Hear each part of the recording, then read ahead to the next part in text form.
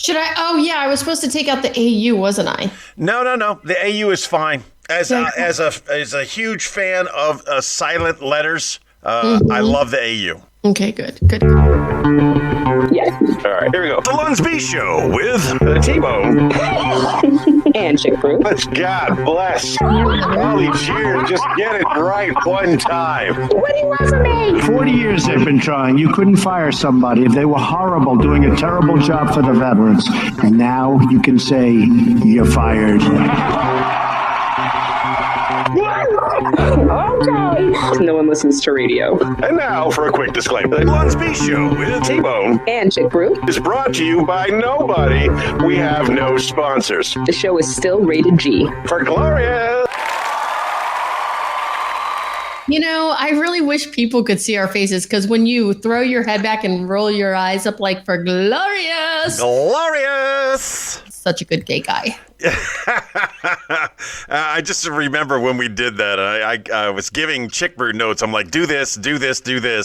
And I said, like, say glorious. And she said glorious. I was like, no, gayer. And she couldn't pull it off. And then I pulled it off and I was like, that's going to work. So hello, my friend. Hi, how are you? It is TuBaur's episode number 3 as a co-host. I am loving this. I secretly love that Chick Brew's gone, sadly, for her fans, because she has fans, right? Like, they want her, not me. They do want her, but they are very accepting of you.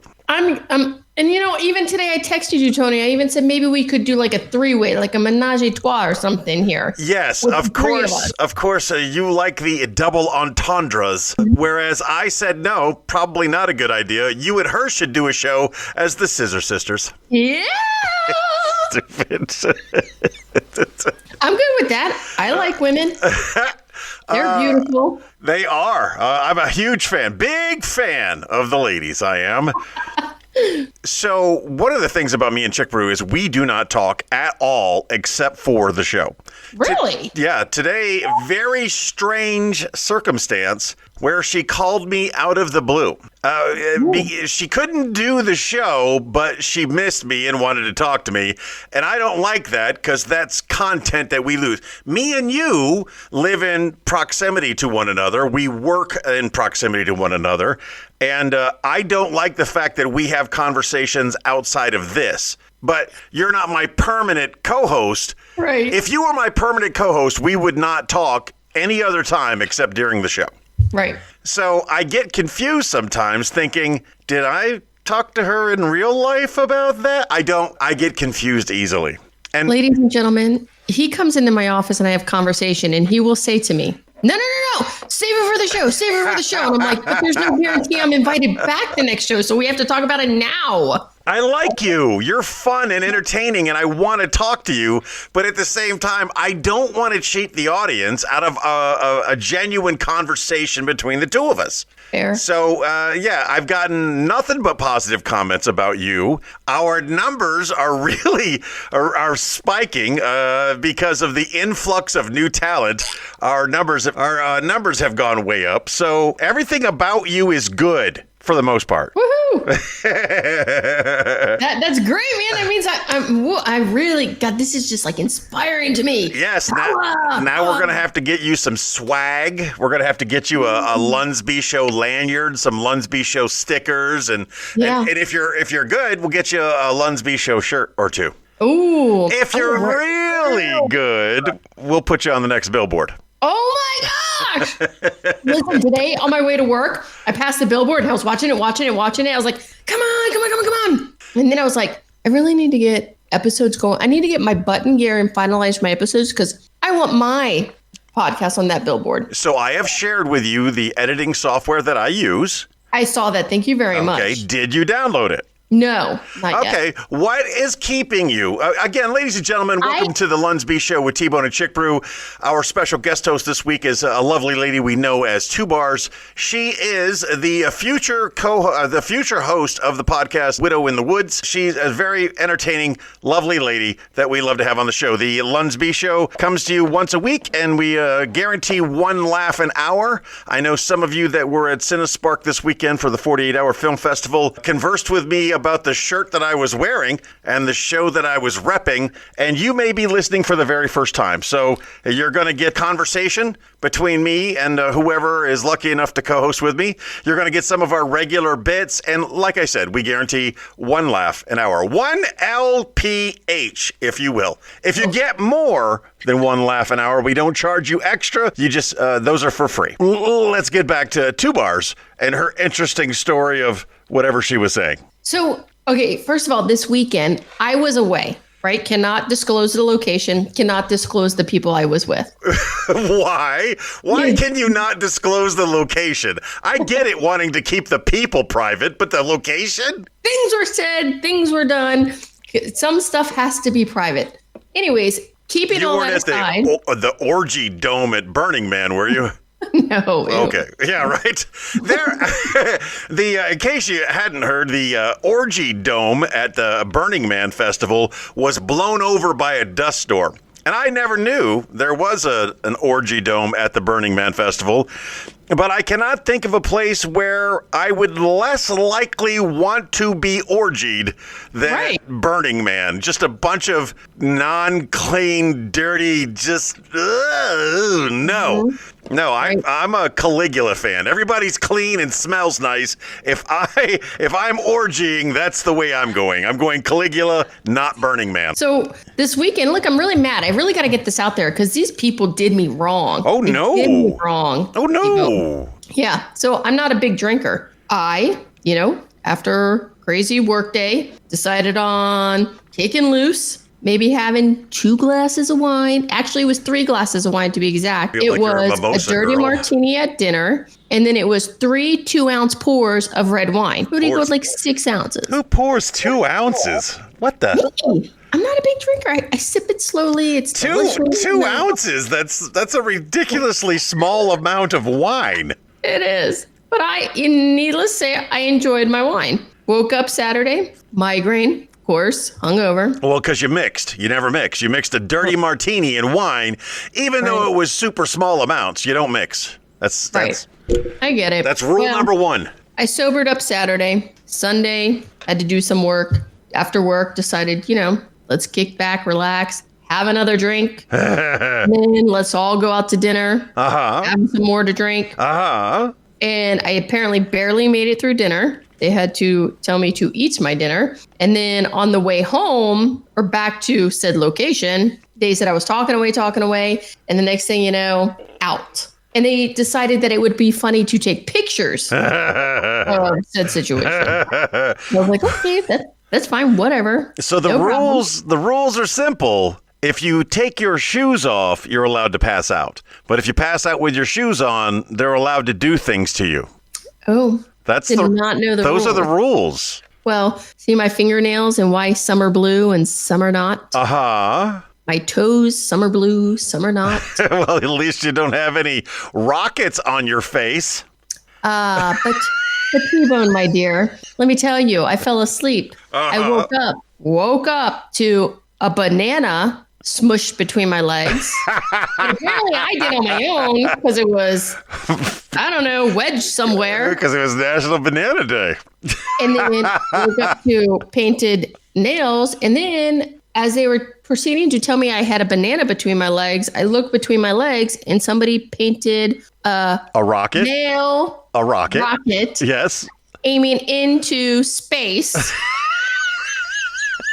And I'm like, what? Wow. And he decided to videotape me waking up to this. Okay, I can now understand why you want to keep all of the names private. Still curious as why you would keep the location private. I thought you went to the beach. And when the producer asked me what beach, I was like, I don't freaking know. A beach. I don't know or care enough to ask questions. I keep my locations disclosed. All right, but what you didn't tell us on a Saturday night, so Friday night you had a dirty martini, cheers, and 4 ounces of wine. But 6 ounces. 3 2-ounce pours equals 6. Okay, 3 2-ounce pours, 6 ounces, and not even a full glass. Ugh.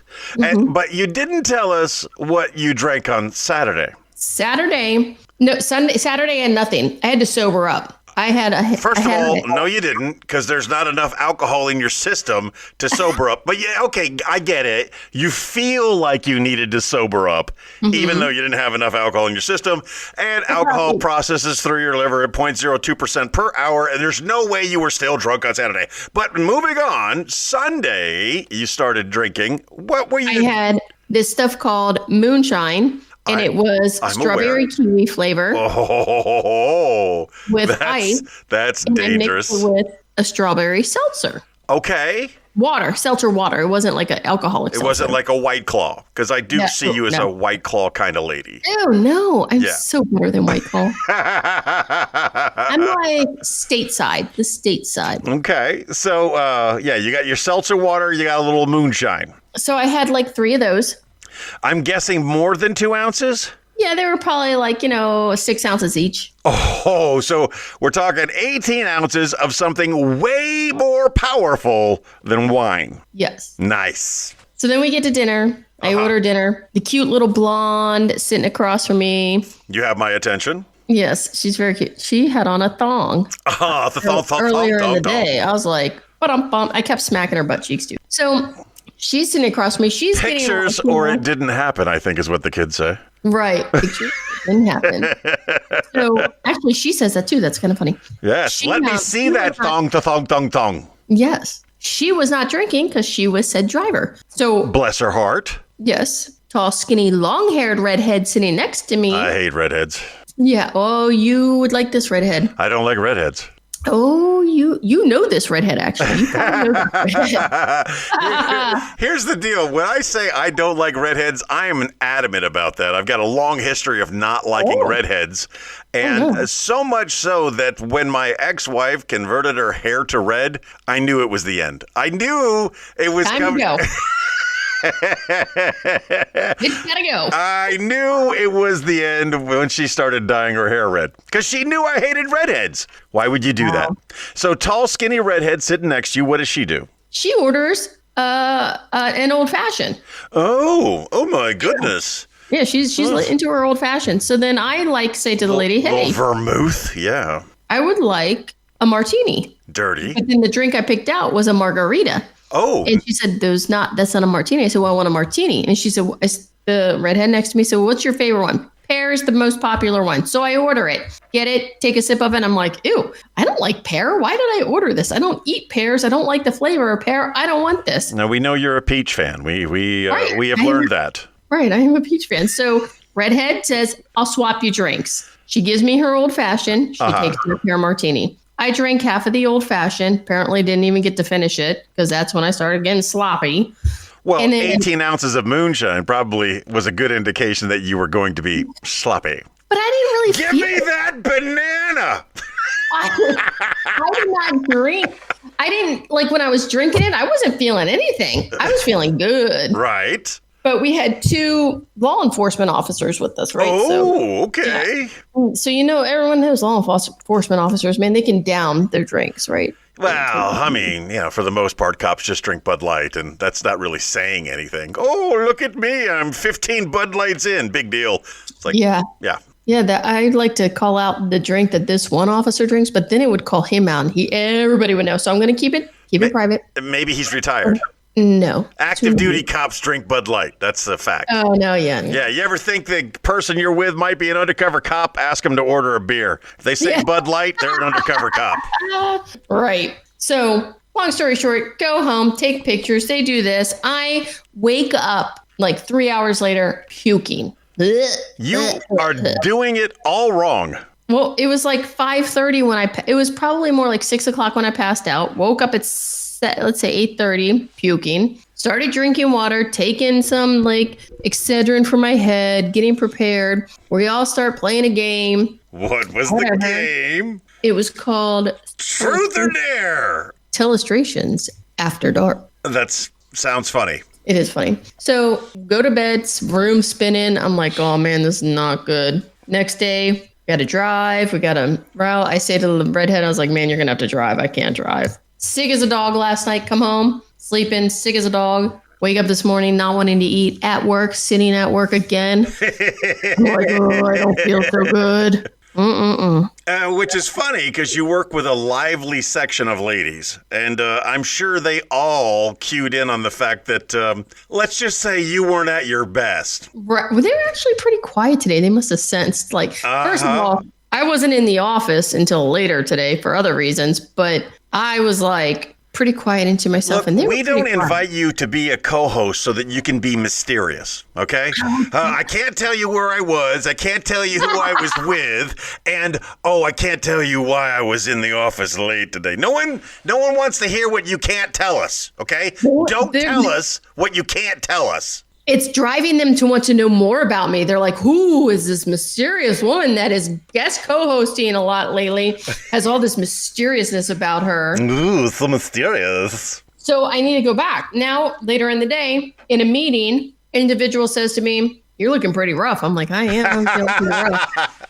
I kind of discuss stuff that takes place over the last few days, and they say to me, so let me ask you, yeah, what's up? Did you go to a Waffle House afterwards? And I was like, I listen to the podcast. I also gasped.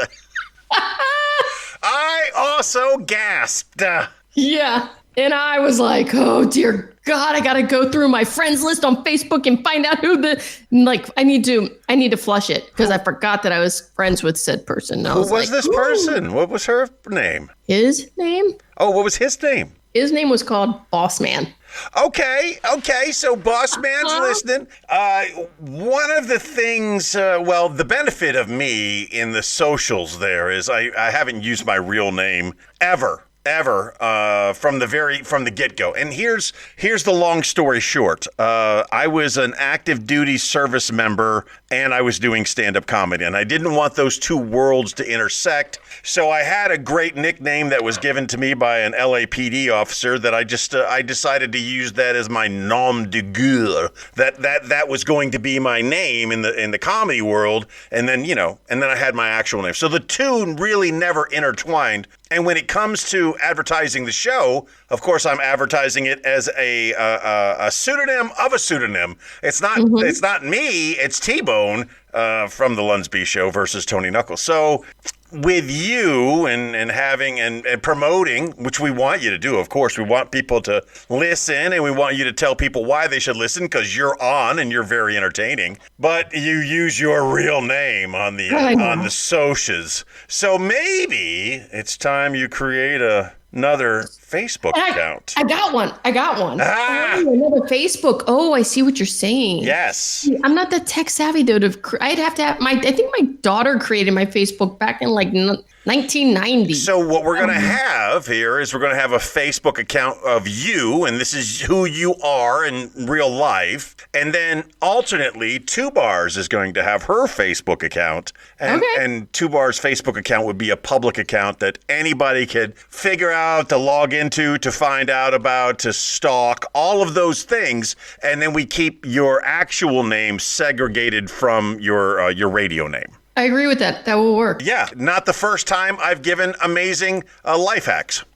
And I say that to anybody that's out there that's doing podcasts. I was talking to Damien this weekend, and he's a very funny guy, but he's a co-host for the Attempted Delivery podcast. And I know so much about Damien because I listened to that show, and those two are both federal employees. They work for the Postal Service, and they both use their real names. And they haven't become so popular that they need to rethink that just yet. Right. Yeah. Well, I don't want to be too popular, but man, this crazy personality, this crazy me is just wild and everybody wants a piece of it. Well, you are funny and people like you. So that's not a bad thing. I just think if I were to use a single word to describe you, I would call you a hoot. A hoot. I think you're a hoot. You, and it may be because of your bubbly personality, but you get away with saying wildly inappropriate things that I got talked to recently. This is a true story. I got talked to recently because I quoted Forrest Gump. What? Probably one of the most, how do you say non-offensive? What's the word I'm looking for here? Most genuine characters in movie history. Right. A movie that I like to remind people I was actually in. I am an extra in multiple scenes in Forrest Gump. So when I quote Forrest Gump, I should get like an extra special privilege. But I was suckered into a meeting that I did not want to be a part of. But I was called over and I spoke intelligently and elocutiously. I said good things. And as I left, I said, as Forrest Gump would say, sorry for interrupting your Black Panther meeting. And those people who got the reference laughed, and I turned and I walked away. Only to be talked to later because one of the people in attendance was offended because I quoted that from Forrest Gump. This is a true story. This actually happened to me. And when the person who was talking to me about her employee that was offended, I said, did you ever consider talking to the offended employee about, No, you cannot be offended at everything that happens, especially if there's no offense intended. And she said, it's okay, don't worry about it. It ends here. I was like, oh, no, it doesn't. It doesn't end here. I am definitely taking this to my supervisor. My supervisor needs to know this happens because when my name comes out in the next DEOC survey, it says that I am saying racially insensitive things because I quoted this movie that I was in. Yeah, I'm not having it. I can't believe, and that's not the only complaint that I heard this week. And it wasn't just me. Someone else I know, we're going to leave the names out of it, but he made a comment at a town hall meeting that required people to complain because everyone is hypersensitive. Look, you can be sensitive. I'm okay with that. But if you are hypersensitive, if everything that's said offends you, you probably don't need to be in the government, working, society, in a quasi-military organization where busting chops, and I chose that phrase specifically, where busting chops is a thing people do. Now, I agree. There's a time and a place for everything, but again, when I said, sorry for interrupting your Black Panther meeting, there was nothing offensive about it. And instead of bringing that complaint to me, that supervisor should have sat the employee down and said, no, you're not allowed to be offended by everything. Right. Did they even ask the employee what about that quote was it that was offensive to them and how it personally offended them? No, because I don't think so. I think it's just a matter of, you were offended? I'll take care of it. Dun, dun, dun. I think that's what it came down to. That is the problem with so many supervisors. They let so much stuff get away. They enable stuff. That is the perfect word. That person is enabling that behavior instead of, as the adult in the room, correcting that behavior. I mean, the employee that made the complaint against me was much, much younger. And her supervisor is not young. She should have been the adult in the room and said, no, you're not allowed to be offended on something like this. You can be offended for things that are offensive, but this was not offensive, and the supervisor didn't do that. And I had to tell my supervisor, and I felt like such a child, like, I don't want you to find out about this any other way. I upset somebody. Hey, moving on from that. Yes. I got to experience my first all-gender bathroom. All gender? Yes. My friend Hal, he's been mentioned a couple of times before. He's one of the lottery girls. He's one. He's one of the people that are there when the balls come out of the machine at the lot. He's a great guy, and he's a filmmaker. And as a filmmaker, they recently had the 48-hour film festival, the Lancaster 48-hour film festival, where they have 48 hours to make a movie from scratch. Now, personally, I believe they need 72 hours. 48 hours, they can get some amazing work done. But in that additional 24 hours, they could also work on the audio, which seems like an after effect. The audio was bad. And as somebody who deals with audio all the time, I key in on something like that. And although there was a lot of great work, and there were friends of mine that were in the movies, and I really enjoyed it, I got to go and be a part of this film festival, thanks to Hal. And Damien, our friend Damien Robinson, was the MC for the show. But I got to be there. There was 11 8-minute movies. Wow. I was rendered speechless. Some of them very, very good. Some of them not so good. Who am I to judge? I don't think I could have put that together. The Cinespark, the 48-hour film festival, Lancaster 48-hour film festival, was done here at the Midtown Cinemas in Harrisburg, which I have been to before. Mm-hmm. Because the Zero Day Brewery is in the same building. It is. Yes, and my friend, you're aware of this place. Mm-hmm. My friend Malek is a master brewer for Zero Day, and he's invited me there. I've been there for the personal tour.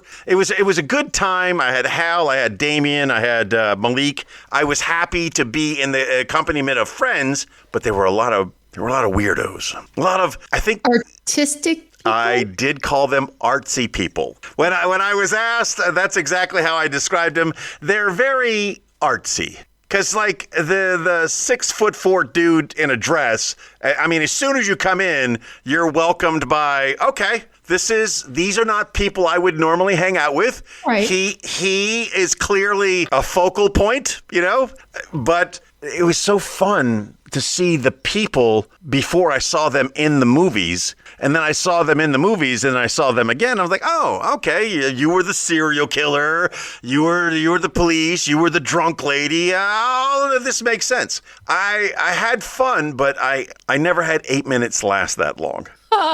There were some movies that were just like, oh my gosh, what number movie is this? Can I make it to the end? And I couldn't make it to the end. I got an old man bladder. I had to go. And I, because of my size, I didn't want to walk out and then walk back in because I'm going to block the screen. So at movie like number 9, I called it, and I walked out and I needed to go to the bathroom, and all of the bathrooms were all gender bathrooms. Which is something I've never experienced before. And I go through the door, and sure enough, there's a lady there. A real lady, not like the other lady. She's a real lady, I think. I'm pretty sure. But there's no urinals, and all the stalls are from floor to ceiling. They are okay. Completely compartmentalized. It's just that awkward part at the sink where you're washing your hands next to a woman. You're mixed gendering inside a sink facility.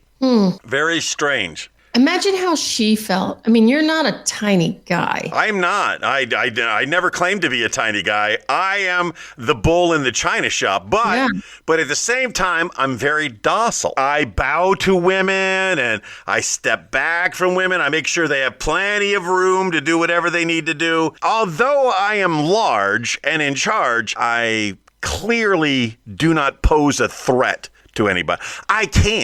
I have the ability. I used to be a threatening person, but I'm not anymore. Now I'm very, very docile. I bow and kowtow and back up. I'm not someone you got to worry about. Right. Then you have people like me who come charging you down the hallway. Yes, you are very aggressive. And then I smack you on the arm, grab you on the arm, twist your arm. Yeah, I don't like being touched. I don't like it. But you don't like being touched? No. Oh, I touch you all the time. Yes. I thought you would pick up on the signs that. When you step away and run. Yes, I have done that. I find it best to not have personal contact with other human beings because, I've been in the limelight for many, many years, and I've taken pictures with listeners and viewers and fans throughout the years, and I'm very, very careful that my hands are always visible, very careful on the way photos are done, because I never want anyone to come back and try to say that I did something inappropriate with them. Right. Well, when it comes to hugging is a very what I believe to be an intimate thing. So I don't hug people. I could, and don't mistake me for a second. I'm a very good hugger. Okay, I give hugs like if you need a hug and I give you a hug, it's because you needed it, and you're gonna feel all of the things that you need to feel in that long embrace. You're gonna feel it, but I don't do that. It has to be catastrophic. Like, you have to come up to me and say, like, my dog just died, and you just had to be bawling, and there's nothing I can say, and there's nothing I can do. I'm like, okay, let's go in for the hug. But my problem is I have ADHD tendencies. Mm-hmm. So when I want to talk, I get excited. And sometimes people see me flashing my hands, and my biggest thing is I'll be standing there talking to someone. I'm like, oh my gosh, oh my gosh, oh my gosh. And I'm like tapping them and touching them and touching them. And they're like, what the heck is she doing? I'm like, or I'm just having conversation and I'm like, oh, and I put my arm on their hand. I'm like, did you? And they're just like looking at me. And then I'm like, oh, whoops, touching you. sorry. And then sometimes I have like some employees or coworkers, and I'm just like, handsy, like in there, like, okay, and then I'll sit there because I have learned when I get a little excited for things to slow myself down, and I'll sit there and go, not touching them in my head, not touching them, even though my hands are like, gotta touch them. So I do try, and that's just with people in public too. Like when I meet people for the first time, I'm like, oh my God, we're so making a connection, and they're like, whoa, not anymore. I have been with our organization for almost 40 years. Yeah. And the last 35 of those 40 years, I have received at a minimum, annual training on what I can and cannot do with my coworkers. Right. So I remember one time my wife said something about a grape. I was being a little flirtatious, and she said something about a grape, and all I heard was rape, and I immediately stopped everything. That's how I have been trained. It has been beaten into me all of these years that I am just a rapist in waiting. So I am overly sensitive to the fact that I do not want anyone to claim sexual assault, sexual harassment, or rape, or any of those things. I don't want them to complain. And when people can complain about a line from Forrest Gump, imagine going in for a hug with that person. Like, hey, it's so good to see you, right? I'm in jail. Nope. I'm in jail. Yeah. I'm fired. I'm homeless. I'm in jail. Because, the wife's not going to keep me around. Right. I believe you. I cannot wait to talk about food. It's time to talk about cooking. And tonight proved one thing. You know, all. For those who are regular listeners, you know that Chick Brew is a no-kidding chef. She went to chef school, she does chef things, and she shares with us chef stuff. I am not a chef, but I do know how to cook. I'm a foodie. She's a foodie. I'm a fatty. This is the segment where we talk about food. Now, you mentioned all of the alcohol consumed in this weekend, but you didn't mention the things that you ate. So while you were out eating, what did you have? So this weekend, we went out to a very nice restaurant, and I had bacon-wrapped scallops, which were dipped in a barbecue sauce and fried up in or not fried up in them, but maybe broiled in it in the barbecue sauce. I don't know how I feel about that. Oh my gosh, it was so weird. I love scallops. I love bacon. I could deal with a bacon-wrapped scallop. But once you start dipping it in barbecue sauce, I think you're missing the point of what a scallop is. I don't know what sauce it was. It could have been it was a sweet sauce. It almost made them taste candied. It was pretty good. Okay. But yes. I got to tell you, said man that I had a relationship with, that yes. I got a picture from him this weekend with a mask, like a respirator mask on. Uh-huh. You know what that is? Like a sleep apnea mask? Yeah. No. Here, I'm going to show you this kind of mask. That's him. Okay, yeah. Okay. He said that. So it's like a respirator. So you see the peppers in the background. I see what he's got there. Yeah. He was doing habanero, Carolina Reapers, and jalapeno mash. Man. And he had to wear these masks because it told him on the instructions you should open the windows and everything. He's making his own like hot sauce with blueberries and strawberries in this mash. I noticed he wasn't wearing any eye protection. I don't know if I think he did. I think he put eye protection on because he was also, he did not wear gloves though. That's these are rookie mistakes. These are things that you will regret later. There's nothing like touching yourself in a moist environment after you've gotten some Carolina Reaper seat action going on there. If you think a little Ben Gay on the jock strap is an attention getter, trust me when I say Carolina Reaper will make you praise Jesus. I would really like to try just a little bit of the mash, like maybe mix it with some sauce, then maybe to put like on wings or because, football season's coming, baby. We can have wings and everything with it and all. So I would be curious. It's a shame Chickie's not here.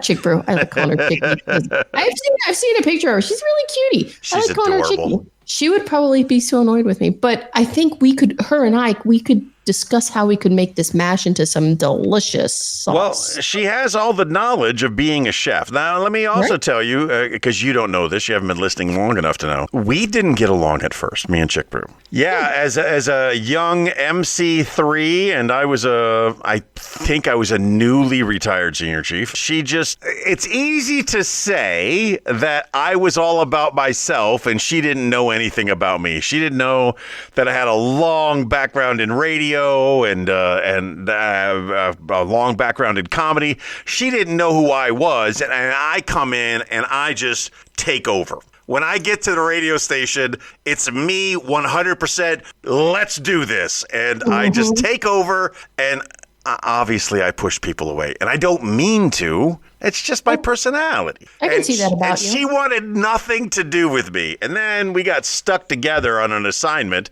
And she found out, as most people do, if you give me more than 2 minutes, you'll find out I'm lovable. Everyone loves me. I'm such an adorable character who's loud and abrasive, but also extremely adorable.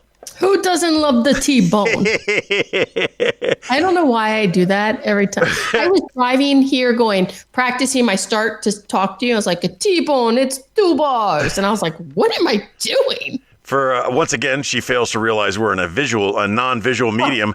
Yeah, she's basically doing a kekats. She's got the fingers and they're waving back and forth. The kekatsu fai. And I'm not going to bleep that out because most of you don't speak Italian and you don't know what I just said. And for those of you who do, cool. Anyway. I might have to beep that one out. Man, I need to learn Italian. Let me tell you something that I learned. I don't know where it first crossed my mind that if you wanted to make something of the grilled sandwich variety, instead of using butter, use mayonnaise. I don't know if it was a TikTok video or an Instagram. I don't know where I came across this thought process that instead of using butter for a grilled type sandwich, you lay down the mayonnaise. So I just tried it. It was in my brain for a reason. So it's planted in my head somehow, somewhere. I decide to make a sandwich, and I put the mayonnaise on it, and I put it on the skillet, and it browned up really, really nice. And because I often ask my wife, is there a mayonnaise shortage or whatever the condiment is? It's like there's never enough condiment on whatever the thing is that requires the condiment. She puts like a little dab will do you. No, if it's a hot dog, I want ketchup the entire length of the hot dog. I don't want a dab in the middle. And I ask, is there a ketchup shortage? What's going on here? So I lay down the mayonnaise on the bread. I put the bread mayonnaise side down. It's grilling up nicely. On the top side, I add a layer of mayonnaise. And then I add the ingredients, a little bit of cooked roast beef and a little bit of cheese, and I fold that over. Girl, let me tell you, whoever planted that seed in my head that making a grilled sandwich with mayonnaise instead of butter, I don't know who you are and I don't know how I can thank you, but that is the most amazing tasting sandwich. And I did this, I think, Friday, and I have since done it on Saturday, Sunday, Monday, and Tuesday. Oh, I have had a grilled sandwich every one of those days using this mayonnaise technique because it is so delicious. Tasty and delicious, I may add. Wow. I am impressed. Maybe it's the oil that comes out of the mayonnaise that kind of maybe coats it and crisps it or something. I'm not sure what it is. And I'm a fan of butter. Don't get me wrong. Big fan of butter. I love my toast with nothing but butter. I also am a fan of jamón. Of what? Ham. Oh. So in Spain, it is normal to have coffee and toast. You go to a bar in the early morning and you get some coffee and you get some toast and you throw down a couple of dollars. For the most part, the toast comes with maybe a slice of a very thinly sliced ham or jamón, maybe a tomato. You can get the potted meat. I forgot what that's called. That's one of my favorites. Or you could just get butter. But, I mean, you get 2 pieces of, I can't remember the Spanish name for the bread that we have. When my mother came to visit me in Spain, I took her out for a traditional Spanish breakfast, a little strange cup of coffee in a glass. So as cool as Spain is, they haven't figured out handles. So they give you boiling hot coffee in a glass with no handles on it that will burn the fingerprints off of you. It's so bloody hot. And then they'll give you a couple of pieces of this mollete. Mollete is the name of the bread. My mother enjoyed it so much that when she came back to the United States, she started making molletes at home. She's a very creative talent. And not only that, when she came to visit me here in central Pennsylvania, when she went back to her home, she started making whoopie pies. Oh. Yeah, because I bought her a Amish cookbook. I love the Wayback people. They make me smile all the time. Go ahead. I saw you light up there. What's up? I just had a funny story. So, talking about food, have you heard of these things called smash burgers? Yes, I am a fan of smash burgers. Okay, so we're at work. People are talking about them. Ooh, smash burgers, so good. They're so juicy and they're cooked and this and that. Yeah, I'm like, smash. I'm going to do this. So I am at home one day and I say to Alexa, how do I make a smash burger? She said, take the burgers, put it in a ball, take it to the griddle and put it on and then smash it. So I'm like, okay, I hear take it to the grill, put it on, and smash it. No. So I made 7 balls, had my grill going, went out to my grill, because I do not have a griddle, Griddle, went out there, put the ball of meat on the grill, it's hot, and I went, boom, smashed it. And it went through the grates into the grill, and I was like, son of a... this is not right. Did you used to be blonde? Yeah. We'll see where all this gray is right here. That blonde. How did you not know that was going to happen? I was stupid. I have stupid moments. Is there a magic force field that's going to keep the meat from going through the grill? No. So at that point, I'm pissed off. So I go to the rest of them on the table. I was like, this is not right. So I go to the rest of them on the plate and just go bam, bam, bam, bam, bam, and smash them with my fist, put them on the grill. They're not thin. They're thick. They're not smashed. They're not anything. I show my team. My team's like, that's not a smash burger. You got to put it on a griddle. And then they have smashers. Yes. That smash I don't know what I'm going to get you for Christmas. I don't know if I'm getting you a griddle or a smasher. Or a Blackstone. I think a Blackstone would be a good gift for Christmas. I think 2 inches is all I need. I think you may be overestimating the size of our friendship. I don't know if you deserve all that. I might get you a little smasher. I might get you a little thing. They make the cook-free mats. You could have smashed it on a mat. Can we apply for Blackstone to be our sponsor so then maybe they'll give me a free Blackstone 28-inch griddle? I will take anybody as a sponsor these days. If Blackstone wants to be our sponsor, Chick Brew is a big fan of this water company that I can't remember right now. I am a huge fan of bidets. I would love a bidet company to be our sponsor. I think I could get all of America behind having a clean bunghole. See him on that 76,000 trees. I did 27,000, as a matter of fact. 27,000 trees a day are felled to make toilet paper. I definitely want to get up at the Comedy Zone and talk to these young people that tossing someone's salad has no benefit. There's no benefit to tossing a person's salad. But they talk about it all the time, and they don't use it. They use the more crash terminology, which I'm not going to use here. If you know what tossing a salad is, you know what tossing a salad is. And it doesn't involve a green leafy vegetable. It's a thing that happens. But yeah, all of the kids... I don't think I know what a tossing of the salad is. I'm tossing my salad. Oh, dear gosh. It's eating...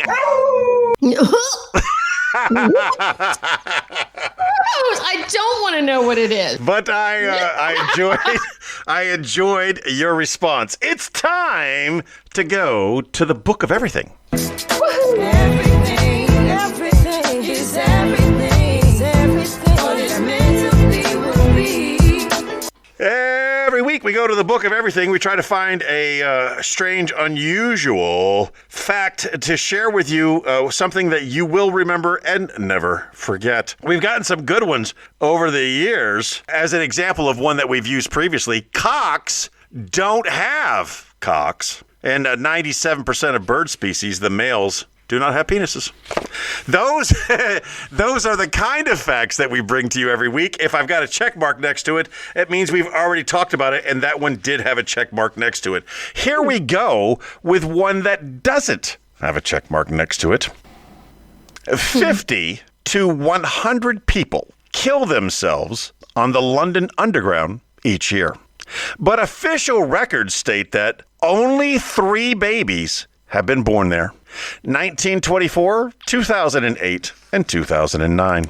So the death-to-birth ratio for the London Underground is way off. Way off. 50 to 100 people a year kill themselves in the London Underground, but only 3 babies were born in the tube, as it's also known. When you're in the tube, the thing that you can't not hear is mind the gap. Yeah. They say it all the time. Mind the gap. Mind the gap. Mind the gap. And that's basically don't step in the hole between the train and the platform. Mind the gap. So that is this week's thing from the Book of Everything. I'm going to throw in a commercial real quick for iHeart. Hey everybody, it's T-Bone. Did you know you can listen to the Lunsby Show on the iHeart Radio app? The team at iHeart Radio has created 2 new features on the app. You can now auto-download to your device and be notified whenever new episodes are released, all for free using the iHeart Radio app. And you can listen to the Lunsby Show from anywhere. iHeart Radio. Discover music, radio, and podcasts you'll love. And now it is time for headlines from around the globe. We are going to do headlines, and we will not end this episode without going into a question of the week from a couple of weeks ago. So do you have any headlines for me? I do.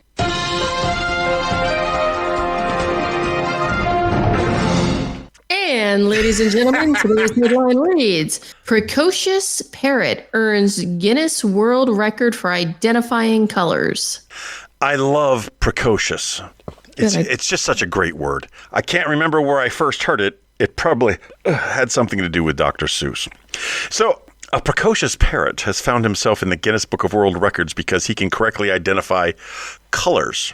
Mm-hmm. I don't know what the category is for precocious parrots, but ravenous ravens could probably be in there, or cantankerous crows, because crows and ravens are much smarter than parrots.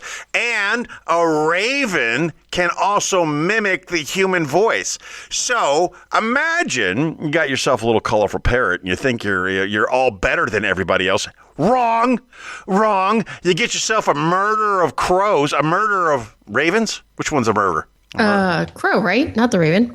What? Or wait, no, it would be the raven. Edgar Allan. Every year for Halloween, I try to get people to follow along. I begin the rhyme for the Raven, and I just want other people to pick up on it and take the next line and take the next line. I have never gotten through the entire poem, ever. I have not either, so don't feel bad. It is one of my, I love Poe, and that's one of my favorite Poe works. I used to read it to my kids just because I could have so much fun really acting that out. I just love precocious, and a precocious parrot is the old-fashioned alliteration. People love alliteration, which is why I went with ravenous ravens and cantankerous crows, because people love alliteration. But to think that there's a Guinness Book of World Records for a parrot being able to identify colors is disappointing at best. I think, do you know how Guinness came about to be the holder of all world records? No. Because the Irish like to drink. Yes, and when they're in the bar over a pint of Guinness, they would get into these arguments about the most ridiculous of things, at which point Guinness decided that they would be the holder of all facts weird, and they created this repository of knowledge so that they would stop the drunken fights of people drinking Guinness and once and for all have a definitive answer on what the answer, a definitive answer for all things. That is how Guinness became the holder of all of the records of record-breaking things. Is there a question? Is there a Guinness record you think you could break? Probably. Okay. Most obnoxious, annoying woman on the planet. You've got my vote. Yeah. Hey, do you have another headline for me? Oh, yeah, hold on.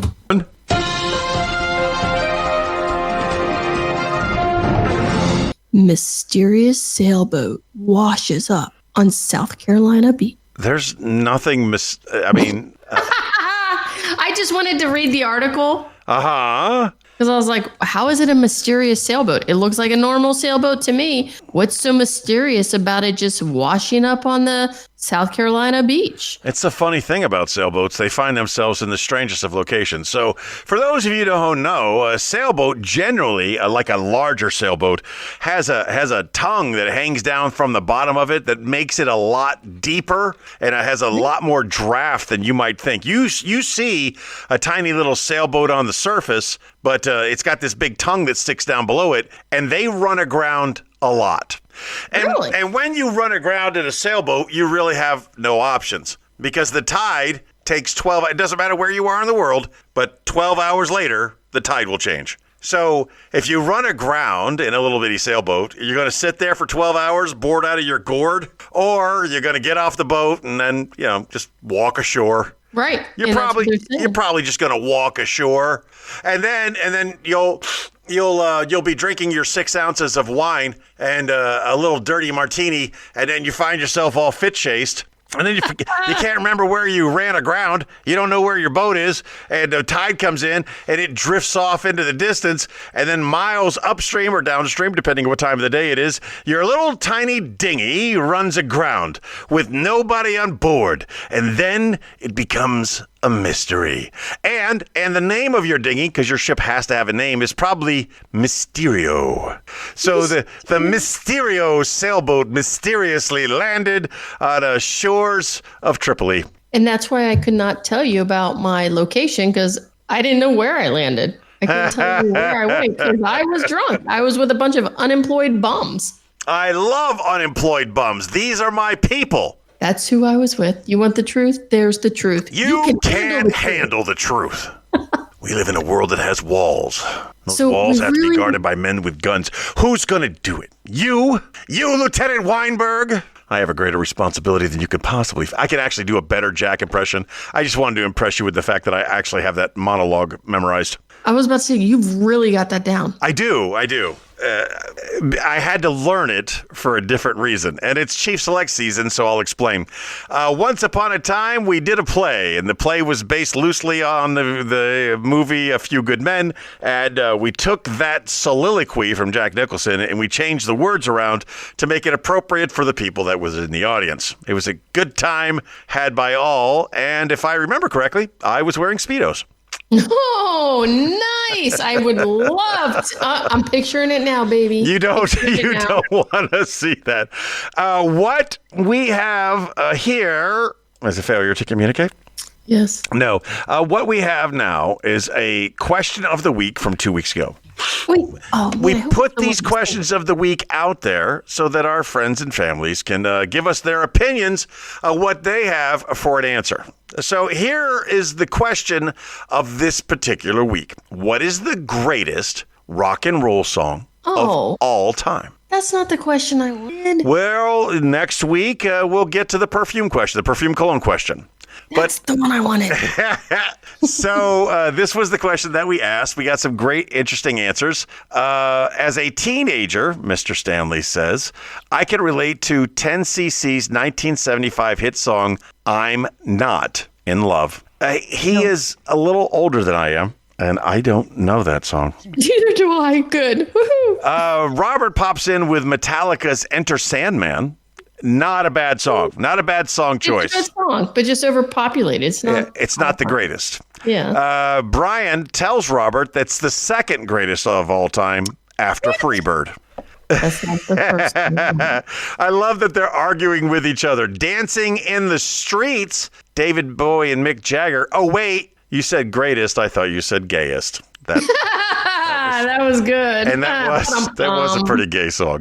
Mr. Taney, one of our favorites, Mr. Taney says Revolution by the Beatles. I don't know why I have been on a Beatles kick as of late, but I have been listening to them quite a bit. Now, I'm telling you what these other people have said in response to our question, what is the greatest rock and roll song of all time, so that you can think about your answer. What would you say is the greatest rock and roll song of all time? It's 11 minutes long. Got amazing musical instruments played, and it starts off with "In-A-Gotta-Da-Vida, baby. When I tell all the world that I love you." It doesn't start with that, but those are the words in it. And it's called "In-A-Gotta-Da-Vida" by Iron Butterfly. So I am lucky enough to call Bruce Baum my friend. I've known Bruce for 20 years at least. He's a comedy legend. He's a fantastic person. And one of the things he does is with two brown paper bags, plays the drum solo from In-A-Gotta-Da-Vida. And it is unforgettable. You cannot ever forget it. We have a couple of other responses. Not that I disagree with your answer and everyone else's answer.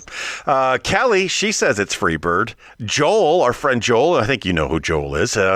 He goes with Bohemian Rhapsody. Oh, no. Queen, no. And Brandon, another person that we know, says rock and roll is here to stay. The Killer Karn Christine agrees. Killer Karn. Disagree with all of you people. What about Hotel California by the Eagles? Is a good song, but when I asked the question, I wasn't asking about good songs. I wasn't asking about long songs. I was asking about the greatest rock and roll song of all time. And as I have said before, there's only one answer. The greatest rock and roll song of all time is Jump by Van Halen. No! It is, and I will explain why. I went to the Rock and Roll Hall of Fame and did not even see that anywhere in there. If you went to the Rock and Roll Hall of Fame, you saw Eddie's guitar because it's prominently displayed. Thing about Jump is there are 3 different portions of that song where every kid that ever listened to that song thought that they could play the drums, that they could play the guitar, or that they could play the keyboards. There are 3 distinct parts where if you were singing it at karaoke, you would have to act out playing the guitar. You would have to act out playing the drums. You would have to act out playing the keys because it was so well done. And I'm a Van Halen fan. It was one of the concerts that I got to work security for over the years. They were, David Lee Roth specifically was very nice to me. It was a fantastic show, and we didn't have any problems. So I think There's no question. There's no other song that does that to you. I want you to listen to it again. Go right now and listen to Jump by Van Halen and see that at some point you're not pretending to play the drums. You're not pretending to play the keyboards. You're not pretending to play the guitar. That song just makes emotion come out of you. I mean, ladies and gentlemen, he is throwing his hands around. His face is getting all red and gritty. And he's literally playing the piano, the keyboard, the guitar. If we wouldn't take a strike for it, I would end this episode with Van Halen. I would end it with Van Halen. Thank goodness. But we'll take a strike, and a copyright strike, and we don't want that. We don't want that because that's bad, okay? I do want to figure out, I have been trying to figure out with AI, I notice a lot of people, like the Attempted Delivery podcast that I mentioned earlier with Shawn and Damien, they're going out of their way to censor words that they've never censored before, but they're only doing it for like the first few minutes because they're leery of getting strikes against them. And I don't know where that comes from, where any of the stuff comes from. Like, if you say murder instead of unalive, there's a potential that you could take a strike for that. If you say suicide instead of unalived themselves, I don't know what to... Even if you have like a warning in your like intro and everything? Well, I mean, we don't really have warnings because we don't need them. We keep it clean. We keep it above ground.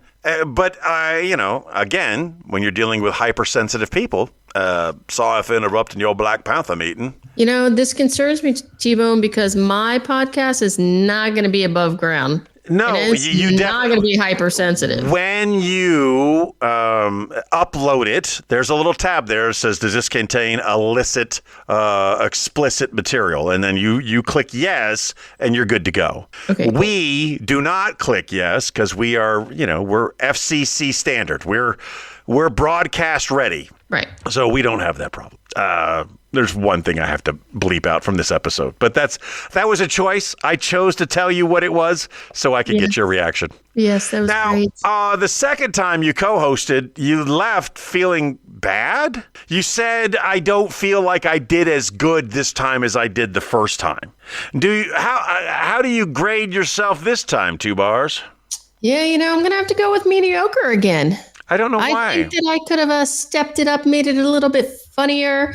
I had one story that I kept out of here because of the sensitivity of nature. Well, we don't want to steal any content that you may be using on your show, so it's okay to... Oh, no, it's not. It was actually content from the first show. Uh-huh. So somebody said, you lied on that show. And I was like, I did not. I just failed to tell the whole truth and nothing but the truth. I just left out key details to the truth. So I feel that this go-round wasn't bad. I mean, ladies and gentlemen, we should have the audience score me. Ladies and gentlemen, on a scale of 1 to 10, 1 being the best, 10 being freaking excellent, how would you rate me?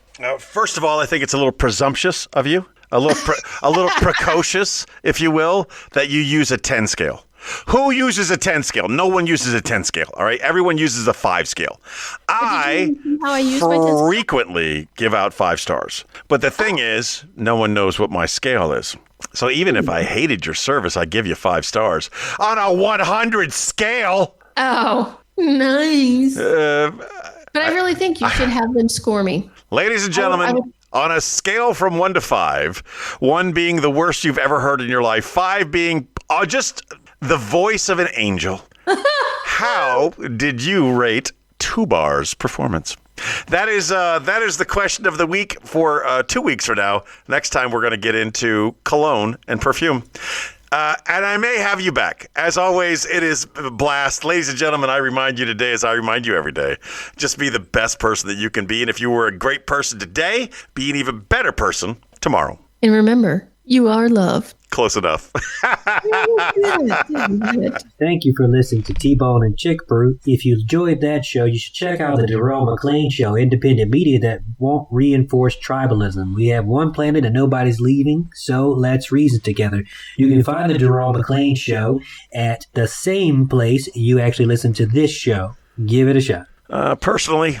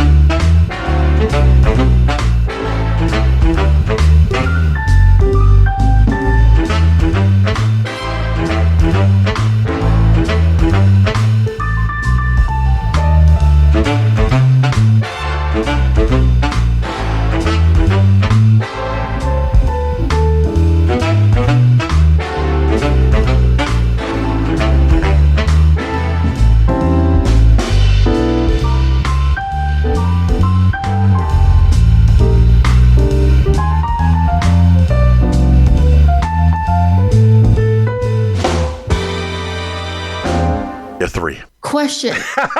Yeah.